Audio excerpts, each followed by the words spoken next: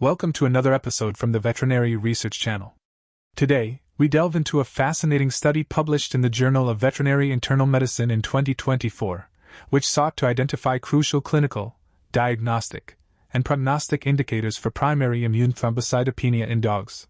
This condition, often abbreviated as pITP, presents a significant challenge for veterinarians trying to diagnose it and understand how severely it might affect our canine companions.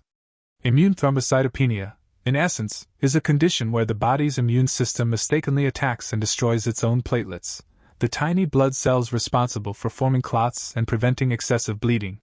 When no underlying cause for this immune system malfunction can be identified, it is classified as primary immune thrombocytopenia.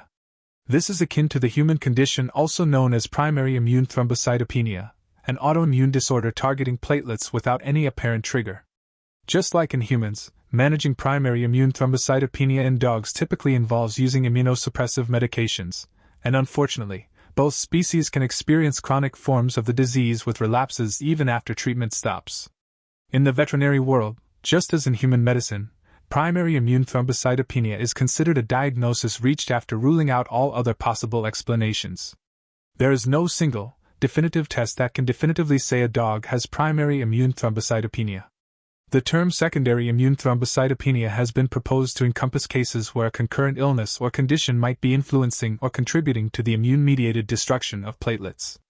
In people, a wide array of factors can be associated with secondary immune thrombocytopenia, including infections, drug reactions, blood transfusions, hormonal disorders, other autoimmune diseases, certain cancers affecting the lymphatic system, and other types of cancer. Interestingly, many of these same conditions have also been linked to immune thrombocytopenia in dogs. While it is widely believed that antiplatelet autoantibodies play a key role in the development of primary immune thrombocytopenia, their detection is not a standard part of the diagnostic process in humans. This is because these circulating antibodies are not found in all individuals with primary immune thrombocytopenia. In some of these cases, it is thought that the reduction in platelets might be due to the destruction of platelets mediated by certain immune cells called T cells, as well as impaired production of platelets by the bone marrow. However, tracking changes in the levels of platelet autoantibodies over time might be helpful in predicting how well a human or a dog with primary immune thrombocytopenia will respond to treatment, and whether they might experience a relapse. The way primary immune thrombocytopenia manifests in dogs can be quite varied. Surprisingly, the initial platelet count at the time of diagnosis doesn't reliably predict how severe the bleeding will be or how well the dog will respond to treatment. Some dogs might suffer life-threatening hemorrhages requiring extensive blood transfusions, while others with similarly low platelet counts might not exhibit significant bleeding. Glucocorticoids, a type of steroid medication, are generally considered the first-line treatment for dogs with primary immune thrombocytopenia and are sometimes used in combination with other drugs that suppress the immune system. The diagnostic uncertainties surrounding primary immune thrombocytopenia and the lack of clear indicators for prognosis often lead to veterinarians using treatment plans that are based on experience and given for long periods, which can unfortunately cause unwanted side effects and increase the risk of secondary infections.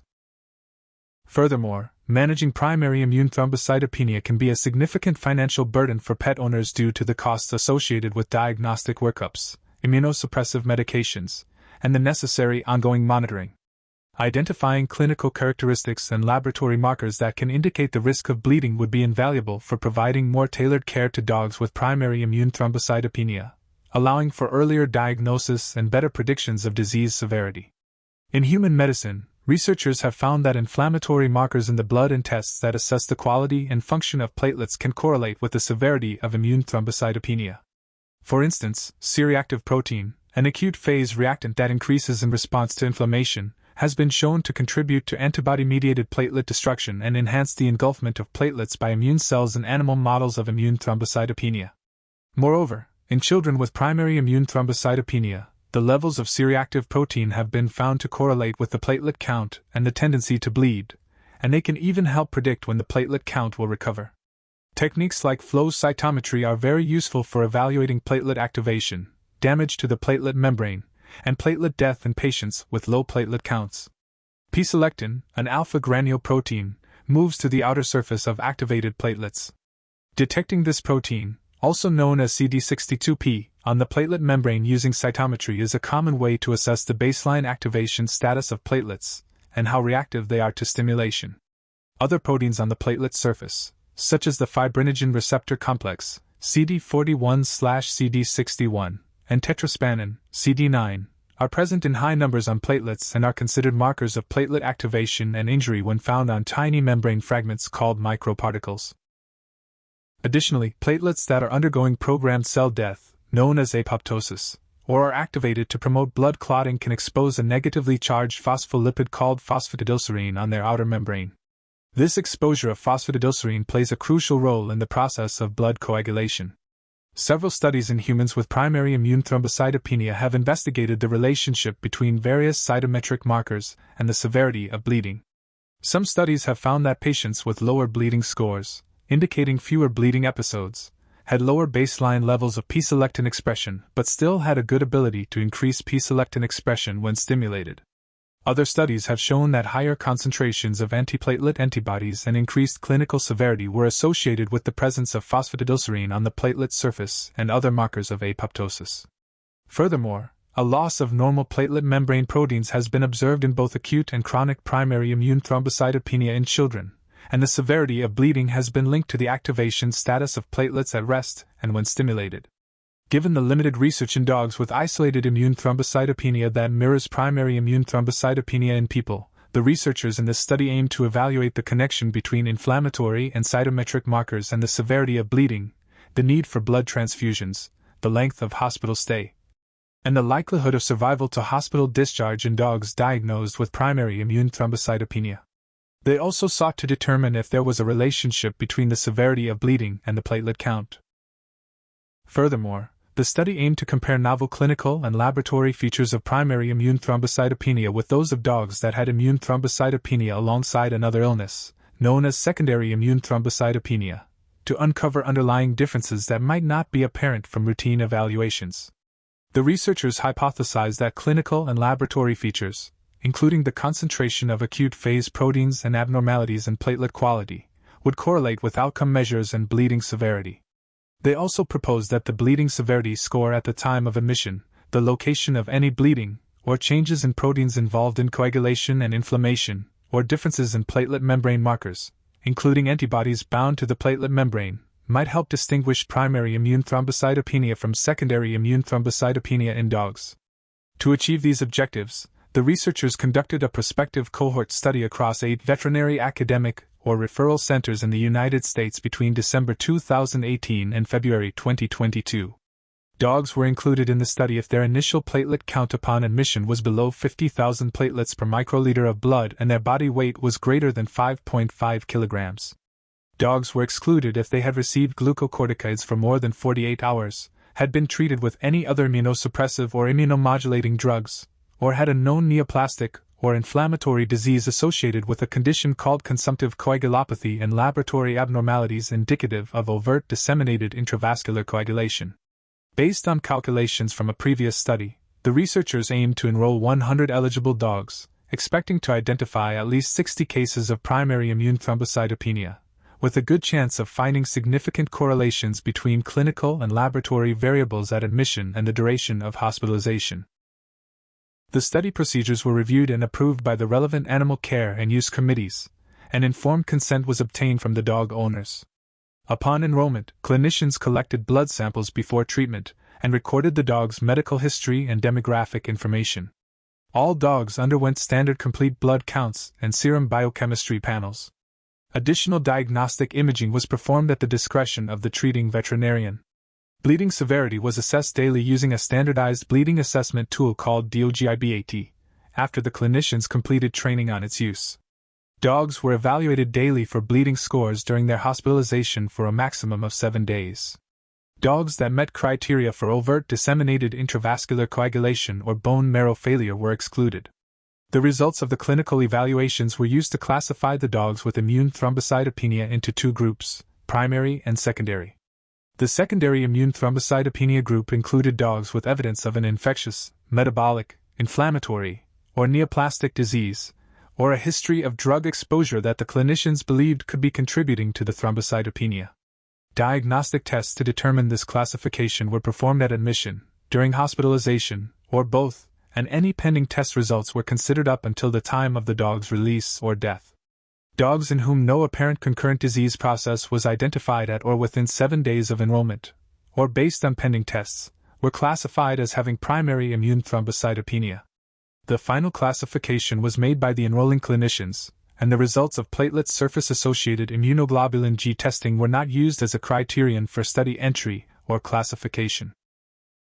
At the time of enrollment, blood samples were collected for various tests, including measuring C-reactive protein concentration, performing hemostasis tests, blood typing, and analyzing platelet surface-associated immunoglobulin G and the expression of platelet membrane proteins. The study successfully enrolled 103 dogs with thrombocytopenia between December 2018 and August 2021, with 6-month follow-up completed in February 2022.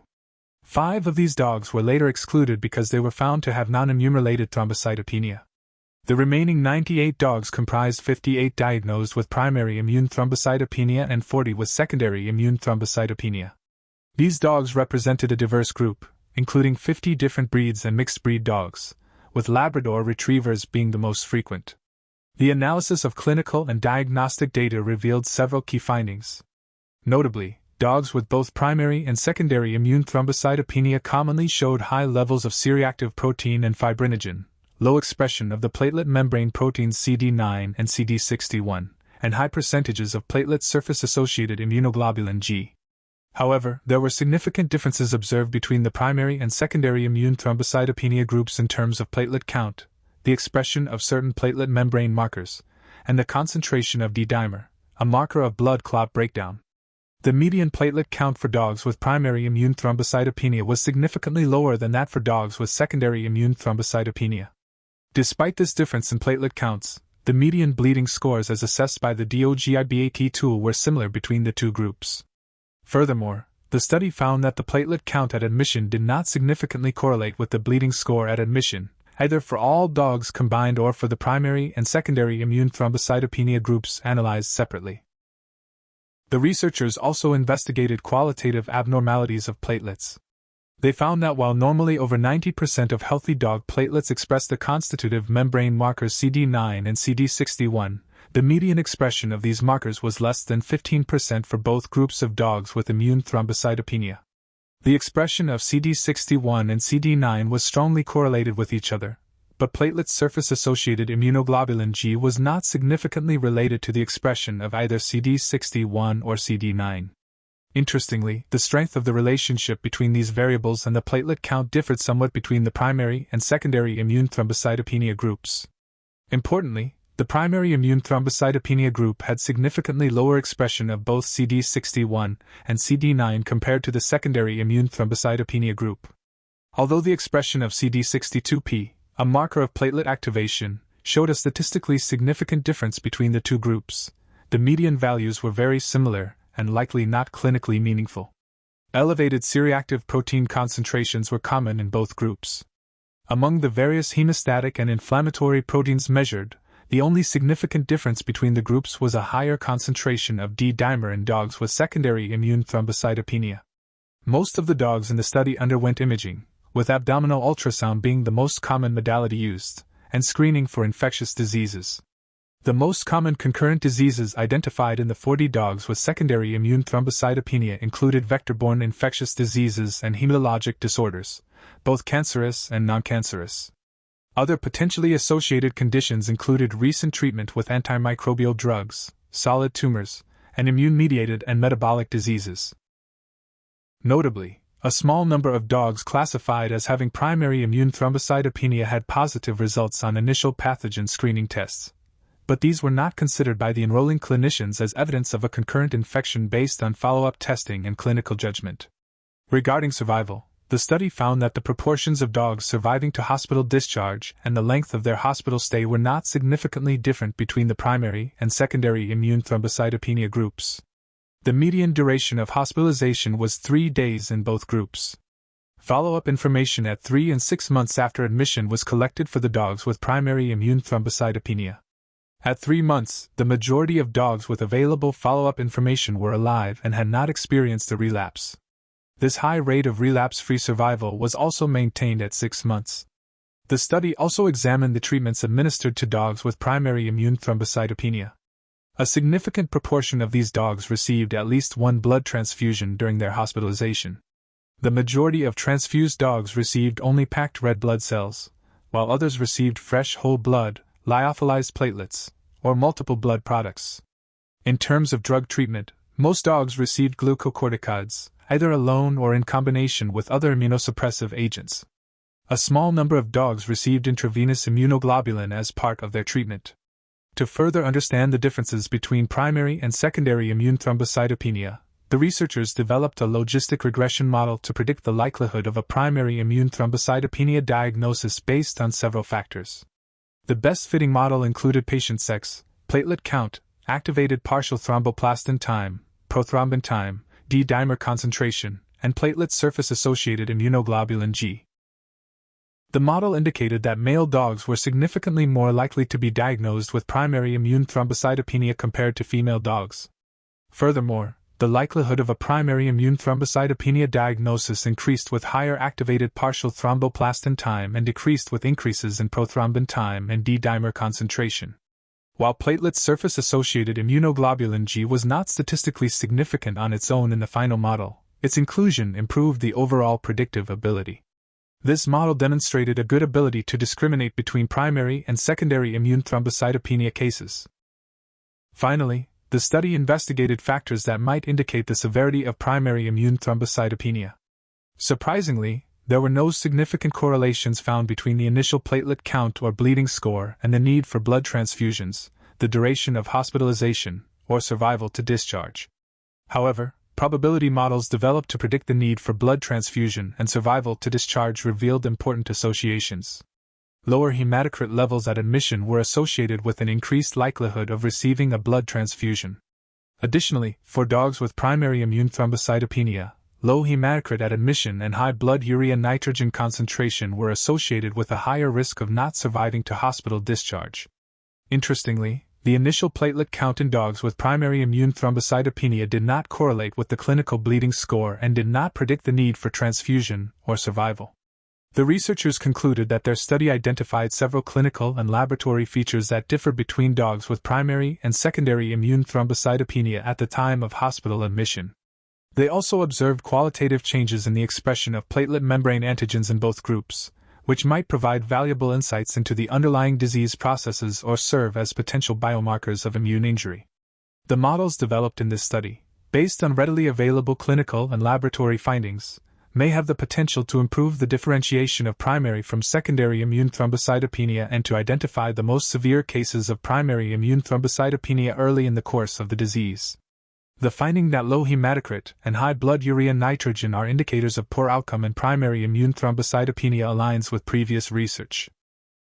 While further studies are needed to validate the clinical utility of these findings and models, the standardized bleeding assessment tool and data collection methods used in this study provide a solid foundation for future research in this important area of veterinary medicine.